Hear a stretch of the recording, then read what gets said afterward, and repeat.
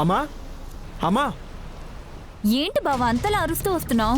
ఎవడైనా ఇన్ఫర్మేషన్ చెప్పినట్టు చెప్పి నువ్వు సంతోషపడేలోపు అది నిజం కాదు అబద్ధం అని చెప్పాడా ఏంటి? నీకు ఇంకా అర్థం కాలేదా బేబీ? ఆనంద్ అమ్మా అమ్మ అని అరుస్తున్నాడంటే అక్కడెక్కడో ఎదురు దెబ్బ తగులుండదు, ఏదైనా చావు దెబ్బే తగిలుంటుంది. ఈ అవమానాలు భరించలేక కొంపదీసి ఆ వసుంధర ఏమైనా సూసైడ్ అటెంప్ట్ చేసుకుందా బావా? నక్షత్ర, అమ్మ నాన్నమ్మ ఎక్కడున్నారు? మీకు తెలియదన్నమాట. అమ్మా అదేంటి వసుంధర గురించి అలా మాట్లాడగానే ఆనంద్ సెంటిమెంట్తో వసుంధర గారు మంచివారు, ఆవిడ అనడానికి మీరు అర్హులు కారు అని క్లాస్ పీకి వెళ్తాడనుకుంటే అంత హ్యాపీగా వెళ్ళిపోయాడు. మామ్, అసలేం చేస్తున్నాడో చూద్దాం పద. పద. అమ్మా నానమ్మా, ఆనంద్ ఏమైంది? అన్నయ్య ఎక్కడున్నాడో తెలిసిపోయింది నానమ్మా. ఆనంద్ నిజంగానా ఆనంద్? అవునమ్మా. సుచిత్ర, నేను చెప్పానా మనం ఇచ్చిన ప్రకటన చూసి ఆయన గురించి తెలుసుకోవాలన్న ఆసక్తి పుట్టి తన ఆచూకీ తెలుసుకున్న వారెవరైనా వారి గురించి మనకు తెలియజేస్తారని చెప్పానా? అసలు నాకు ఈ విషయం చెప్పింది ఎవరో తెలుసా నానమ్మా? అలేఖ్య గారు, వసుంధర గారు.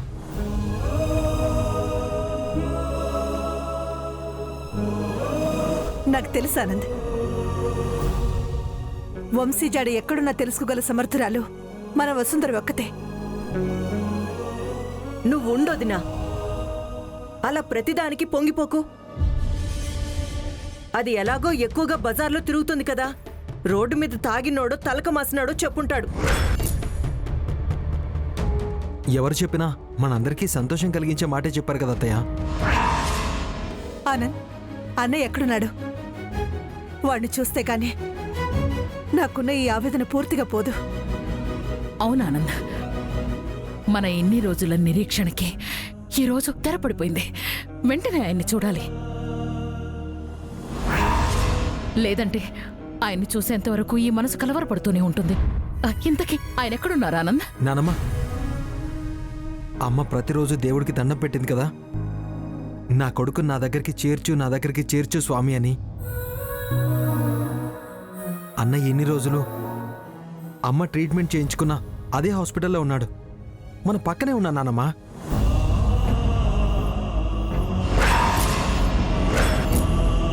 ఆనంద్, ఈ విషయం విన్న తర్వాత ఇంకా నిలవడం నా వల్ల కాదు. మనం వెంటనే హాస్పిటల్కి వెళ్ళి ఆయన చూడాలి. అలాగే నానమ్మా. సుచిత్ర, వెంటనే వెళదాం. అలాగే అత్తయ్య. చుక్కమ్మా, శంకరం, త్వరగా రండి. ఈ రోజు నా మనవడు ఇంటికి వచ్చేస్తున్నాడు. ఆయనకు కావాల్సిన ఐటమ్స్ అన్నీ రెడీ చేయండి. ఏది నిర్లక్ష్యం చేయకూడదు. వెంటనే వెళ్ళండి. ఆనంద్, మనం బయలుదేరదాం. సుచిత్ర, రా. అమ్మా, బయలుదేరే ముందు ఒక మాట. ఏమిటది? నేను నా కూతురు మీ ముందుకొచ్చి వంశీ ఎక్కడున్నాడో ఆ వసుంధరికి తెలుసు అని నెత్తి నోరు కొట్టుకొని చెప్పినా మీరు వినలేదు. మీ దగ్గర మంచి మార్కులు కొట్టేయాలని బావని ఆ వసుంధరాయ దాచి ఈ రోజు మంచి రోజని తెలుసుకొని బావ హాస్పిటల్లో ఉన్నాడని ఎమోషన్తో ఆనంద్ బావకి చెప్పుంటుంది. దీన్ని బట్టి మీకు ఏమర్థమైంది? ఇన్ని రోజులు వంశీని తన దగ్గర దాచిపెట్టుకుని మన ఆశలన్నీ వదులుకున్న తర్వాత మనల్ని కరిగించాలని వంశీ ఎక్కడున్నాడో చెప్పింది. ఆ వసుంధర ఏం చేసిందో, ఎలా ప్రవర్తించిందో నాకు అనవసరం. నా వంశీని క్షేమంగా ఉంచింది అనుకుంటాను. అంతే, దట్స్ ఆల్. ఇప్పుడు వెంటనే వెళ్ళి ఆయన చూడాలి. అక్కడ గాని అలా గాని లేకపోతే మీరు చెప్పిందే నిజం అనుకుంటాను.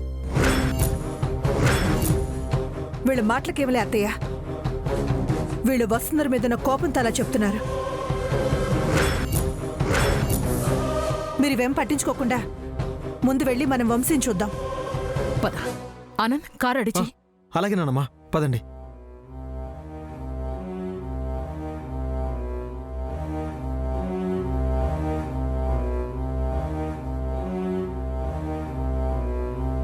మోమ్, అమ్మమ్మ వాళ్ళు వెళ్ళిపోతున్నారు.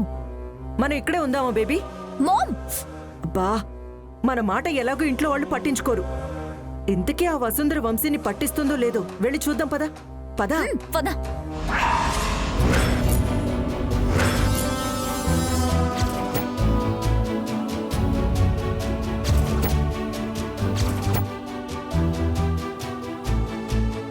నాన్నమ్మ, నన్ను ఎందుకు ఇలా ఏడిపిస్తున్నావు?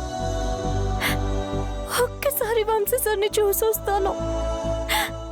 ఒక్కసారి అని అడుగుతున్నాను కదా, దయచేసి తలుపుతే.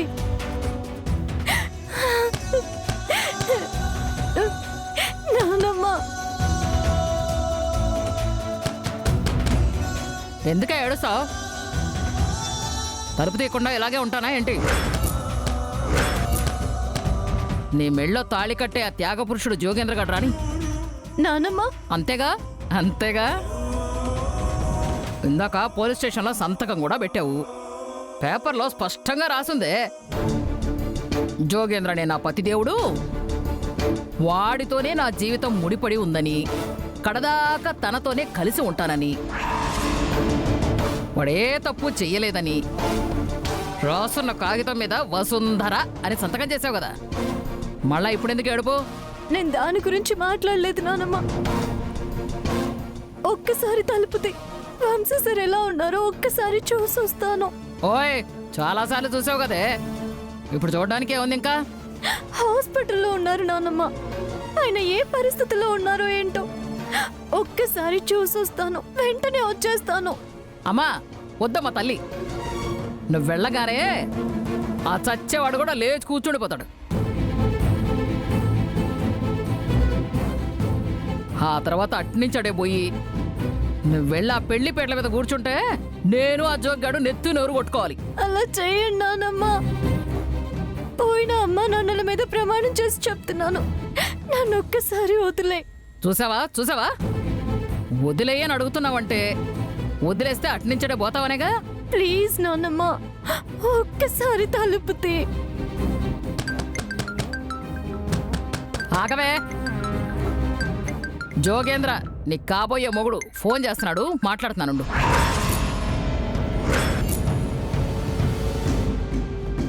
రే జోగి, కాంతం, బస్సు ఎలా ఉంది? వచ్చేయచ్చా? త్వరగా రారా, గదిలో పెట్టి గొళ్ళెం వేశాను. ఆలస్యం అయితే అది గోడలు బద్దలు కొట్టి బయటకు వచ్చేలా ఉంది. వస్తున్నాడు కాంతం.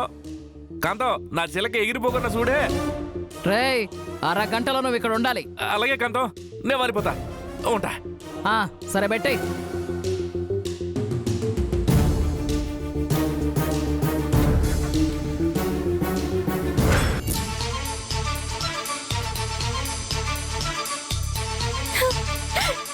రామా, నా దేవుణ్ణి ఒక్కసారైనా చూసుకోనివ్వు, కరుణించు స్వామి.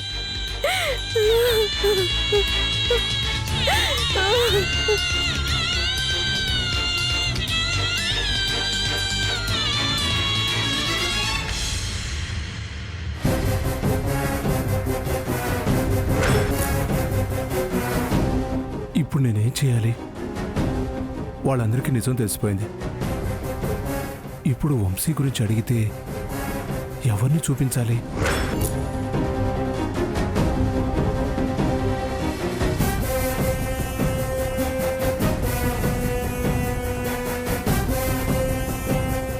అనవసరంగా ఈ కేసులో ఇరుక్కున్నాను. అసలే డబ్బున్నోళ్ళు. నేను దొరికితే ఏం చేయడానికైనా వెనకాడరు. ఇప్పుడు నేను ఎలా హ్యాండిల్ చేయాలబ్బా? ఏమైంది సార్? మంచినీళ్ళు తీసుకురమ్మంటారా? నథింగ్. మీరు ఇతన్ని జాగ్రత్తగా చూసుకోండి. ఏంటి అలేఖ్య, మీ అక్క రావడానికి మొహం చాలక రాయబారంగా నిన్ను పంపించిందా? మల్లుని జిడ్డులో పట్టుకున్నారు కదే. ఆ వసుంధర ఏం మామూలుది కాదు మామ్. ఈ హాస్పిటల్లోనే ఏ స్ట్రెచ్చర్ కిందో ఏ సెలైన్ వెనుకో దాక్కునుంటుంది. బావ కనిపించగానే బావ ముందుకొచ్చి ఏడ్చి చిక్కిపోయానని తన గోడు చెప్పుకొనుంటుంది. నక్షత్ర, నీకెన్నిసార్లు చెప్పాను అలాంటి వాళ్ళ ప్రస్తావన నా దగ్గర తీసుకురావద్దని? వీళ్ళకింకా బుద్ధి రాలేదు నానమ్మ. అసలు మన నిజం తెలుసుకుని రావడానికి కారణమే అలేఖ్య గారు, వసుంధర గారు. ఇంక ఈ విషయాన్ని ఇంతటితో ఆపేయండి. ఆయన చూడ్డానికి వెళుతున్నప్పుడు అపశకునపు మాటలెందుకు? అలా అనకండి అత్తయ్య. మనం ఇన్ని రోజులుగా ఈ హాస్పిటల్లోనే ఉంటున్నా వంశీ ఆచూకీ మనకు ఒక్కసారి కూడా తెలియలేదు. అలైక్య వసుంధర తెలుసుకుని వాళ్ళ వంతు సహాయం చేశారు. వాళ్ళని అనటం తప్పు. సర్లే సుచిత్ర, ముందు చూడ్డానికి వెళదాం రండి.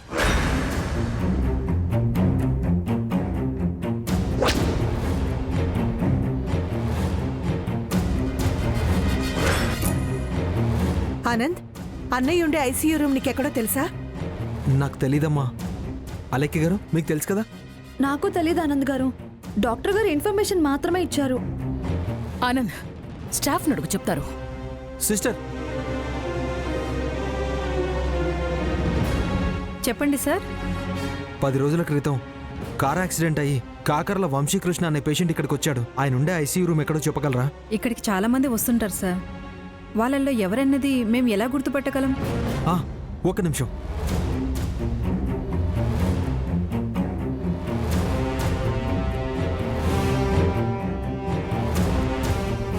ఇతనా? తెలుసు సార్, రండి చూపిస్తాను.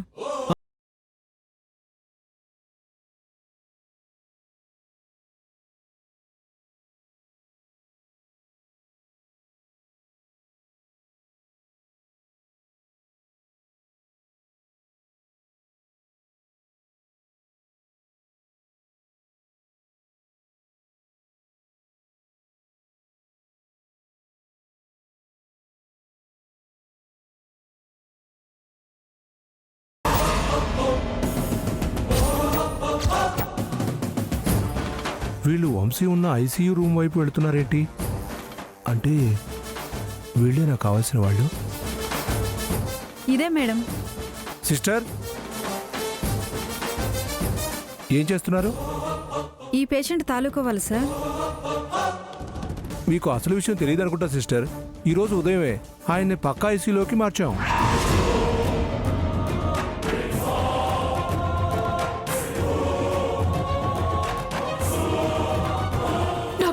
తన్ని చూసేప్పటికే చాలా రోజులైపోయింది.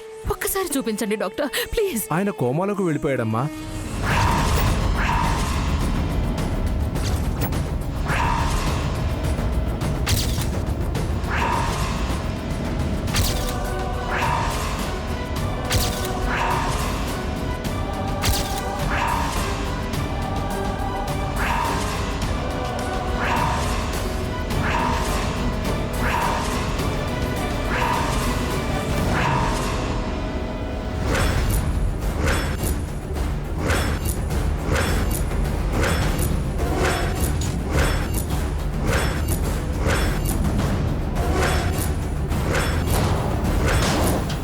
ఏంటి డాక్టర్ మీరన్నది? సుచిత్ర, డాక్టర్ ఏంటి మీరు చెప్తోంది? అవునమ్మా, ఆయన కోమాలోకి వెళ్ళి చాలా రోజులైంది. ఈ రోజు లాస్ట్ స్టేజ్ ట్రీట్మెంట్ ఇచ్చాను. ఇంకో 2 గంటలు ఆయన స్పృహలోకి వస్తారు. డాక్టర్ ఒక్కసారి నా మనవడిని చూస్తావు డాక్టర్ ప్లీజ్ డాక్టర్. రండి మేడం. రండి.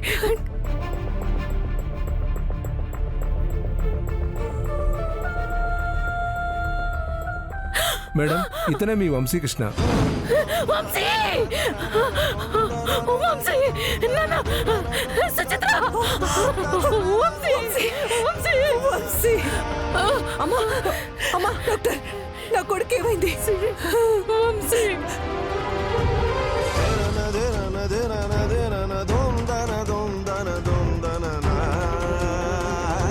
అసలేమిటిదంతా? యాక్సిడెంట్ అయినప్పుడు తలకి ముఖానికి తీవ్ర గాయాలయ్యాయి. అందుకే సర్జరీ చేశాం. డాక్టర్, ఆయనకు సర్జరీ చేయడం వల్ల 5 రోజులు కోమాలోకి వెళ్ళారు.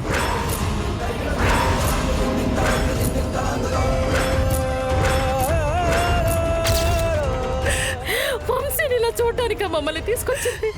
వంశీ! నన్న వంశీ! వంశీ! అయ్యో మేడం, ఈ రోజే తన ఫేస్కున్న కట్లు విప్పేస్తాం మేడం. తర్వాత మీ వంశీని మీరు చూడొచ్చు.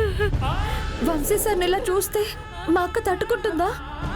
తప్పదు అలైక్య గారు, అందరూ అన్నయ్యని చూడాల్సిందే. ఇంతకీ వసుంధర గారు ఎక్కడున్నారు అలైక్య గారు? వస్తున్నామని చెప్పారు ఆనంద్ గారు. మీరందరూ కాసేపు బయటకు వెళ్ళండి మేడం. ఆయన కొంచెం ట్రీట్మెంట్ చేయాలి. ఆయన స్పృహలోకి రాగానే మిమ్మల్ని పిలుస్తాను. డాక్టర్! వెళ్ళండి. డాక్టర్ సిస్టర్ వీళ్ళని బయటికి తీసుకెళ్ళి వంశీ పదమ్మా. తీసుకెళ్ళి. వంశీ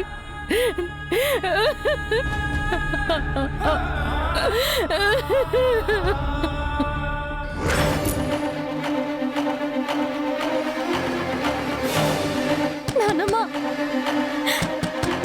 నానమ్మ నానమ్మ అబ్బబ్బబ్బబ్బబ్బా.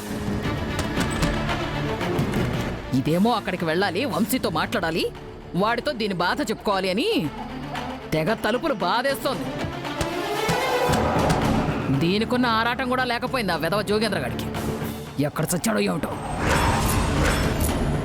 ఫోన్ చేసి గంట అయిందిరా. లిఫ్ట్ చేసి మాట్లాడి మళ్ళీ 59 నిమిషాలైంది. ఒక్కసారి తలుపు తీ నానమ్మ. అరే ఇక్కడ వసుంధర్ని గదిలో బంధించాను రారా అనంటే గోడలు బద్దలు కొట్టుకుని మరీ వచ్చేస్తాడనుకున్నాను. ఛీ, వెధవన్నారు వెధవ, ఇంకా రాలేదు. చూస్తుంటే తలుపులు బద్దలు కొట్టుకుని మరీ ఇదే బయటకు వచ్చేలా ఉంది. ఒరే జోగ్గా, ఎక్కడ చచ్చావరా? తొందరగా రారా. కాంతం నేనొచ్చేసా. వచ్చావా నాయన జోగేంద్ర? అది చచ్చాక 11వ రోజు భోజనాలు పెట్టే టైంకి వస్తావేమో అనుకున్నాను. చాలా తొందరగా వచ్చావే. ఎందుకు అంతం అలా అంటావు? నేనేం మా అత్తారు ఇంట్లో ఉన్నాను ఏంటి? ఇల్లొత్తా అని చెప్పగానే ఎదురొచ్చి మంచినీళ్ళు ఇవ్వడానికి కనీసం ఆ జైల్లో నా బామ్మర్ది కూడా లేడు తెలుసా? నేను బయటికి పోతానంటే నా చుట్టూ 4 పోలీసులు నిలబడి సంతకం పెట్టించి ఆ ఎస్ఐ గారికి సలాం కొట్టించి పక్కనే ఉన్న కానిస్టేబుల్కి ఇనాం ఇచ్చేసి వచ్చేసరికి ఇదిగా ఎంత టైం అయింది. నువ్వేమో గాని అదేమో ఒకటే తలుపులు కొడుతోందిరా. ఎందుకంత నన్ను చూడడానికి ఆత్రం? నీ బొందేం కాదు. దాన్ని వదిలితే ట్రాఫిక్ లో అందరినీ దన్నుకుంటాయినా ఆ వంశీగారి దగ్గరికి వెళ్ళిపోతుంది. నేను చెప్తే నమ్మలేదు కదా ఆ వంశీగడ బతుకున్నాడని. ఇప్పుడైనా నమ్ముతావా? నమ్మానులేరా. ఇప్పుడు వాడి గురించి వదిలేసి గదిలో ఉన్న దాని గురించి ఆలోచించు. మెళ్ళో బంగారు తాళి కడతావో పసుపు తాడు కడతావో నీ ఇష్టం. కాంతం అది కాదు, వసుంధరతో ఒకసారి మాట్లాడాలి కాంతం. ఏంట్రా మాట్లాడేది? కావాలంటే దాని వీపు మీద 4 గుద్దులు గుద్దుతాను. అది తలంచగానే తాళి కట్టు. అది కాదే కాంతం. ఇంక నువ్వేం చెప్పొద్దురా. నేనేం చెప్తానో అదే చెయ్యి. నిజం నీకు తెలియదు కాబట్టి నన్ను ఎంతలా సపోర్ట్ చేస్తున్నావు. లేదంటే నన్ను చంపేసేదానివి. రేయ్, అప్పుడు మీ మధ్య మిగిలిపోయిన మధుర జ్ఞాపకాలు నేను వెళ్ళిపోయాక మాట్లాడుకోవచ్చు కానీ ముందెళ్ళి దాని మీద తాడు కట్టరా. నువ్వు బయటే ఉండు. నేను ఇప్పుడు బలవంతంగా తాళి కట్టేసినా పోలీసులు వచ్చి నన్ను కొట్టకుండా సగర్వంగా తీసుకెళ్ళిపోతారు. అట్ట కాకుండా ఆ లాయర్ ఇచ్చిన పేపర్ల మీద నేను పెట్టే సంతకం పక్కన వసుంధరతో సంతకం పెట్టించి అప్పుడు మనం వాడతా. సరే ఉంటాను, పద. అబ్బో. సచ్చినోడు ఎక్కడ.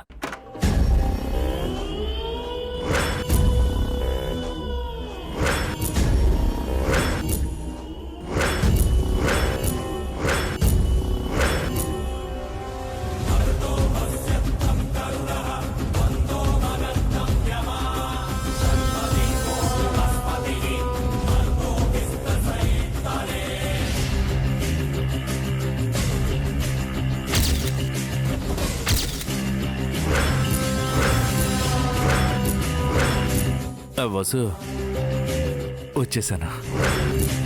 ఏంటి వసు నా కోసం ఎంతలా ఏడవాలా? ఓ ఫోన్ చేస్తుంటే అప్పుడే వచ్చేవాడు కదా.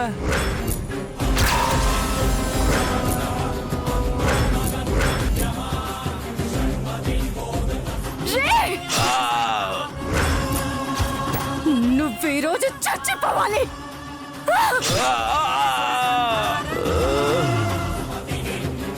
వసు ఇక్కడేం కత్తిపెట్టి దాచలేదు కదా? దాచి ఉండవులే. ఎందుకంటే నువ్వేమైనా నన్ను చేసావనుకో మన ఇద్దరిలోనే దాచుకున్న విషయం బయటకు వచ్చేది.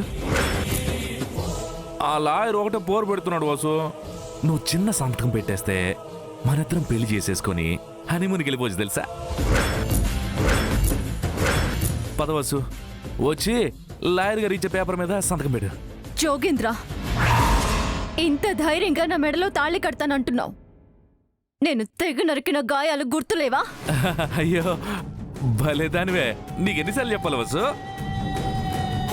నువ్వుగా నీ పెళ్లికి ఒప్పుకోలేదనుకో కద్దర చొక్క వేసుకుని కళ్ళజోడు పెట్టుకుని మీడియా ముందుకెళ్ళిపోయి ఒక బహిరంగ సమావేశం ఎట్టి